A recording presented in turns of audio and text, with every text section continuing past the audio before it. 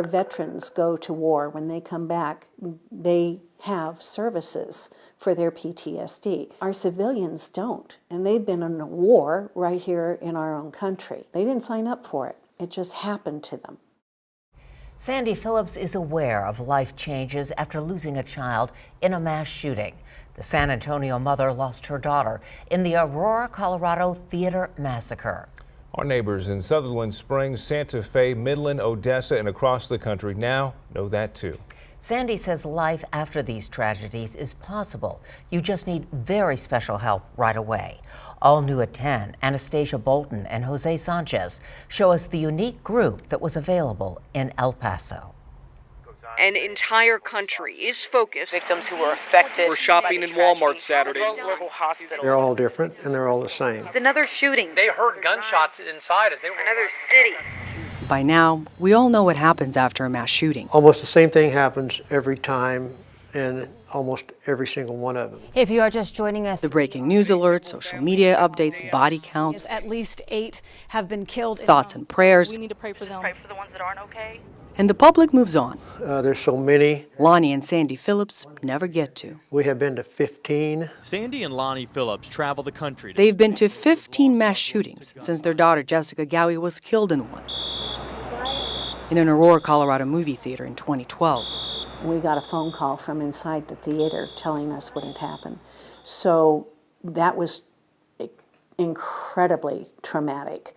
And yet we were the first people to know for sure that we had had someone taken from us.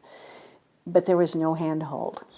Moving on from that is not possible, but moving forward is. We're there to help the survivors begin a new life and let them know immediately that the most important thing you can do for yourself and your family and your future is to seek out trauma therapy and get help. Honor the 20 victims killed here in El Paso. The one thing we found in El Paso recently was that this wonderful woman, Fabiola, had trained a lot of marriage and family therapists to do trauma therapy. it's interesting how we all came together. Fabiola Eckelberry is a trauma counselor in El Paso. When we hear about the shootings in schools, I want to be ready to be able to go in there and help out. She's part of a team, 3 women who have helped train dozens of therapists in the last few years. I was telling Dee that I was very proud. I said, basically we have been in a roundabout way preparing for that day, for what was to come. I can remember. Dee Blinka survived World War II and spent her life healing people.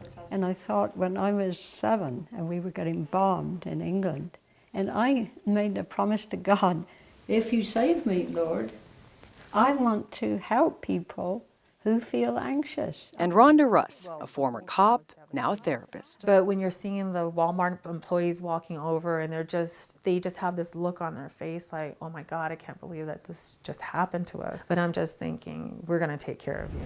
The day after the shooting, more than 60 counselors the women helped train showed up offering free help. The new term now is trauma-informed care. Analogy that I like to give is, do you want to clean the table? Maybe a little issues about your past, but cleaning the whole house, going to the root, the why you do what you do, the disturbance of why we are triggered in a very quick way.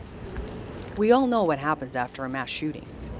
It appears that El Paso showed us what should. For the first time, we saw that someone had thought far enough ahead to have this in place. And that's the response that we need in every state in this nation. Helping survivors of violence that America can't seem to solve. Well, I don't know, we can change the world. We can make a difference one person at a time. In El Paso, I'm Anastasia Bolton.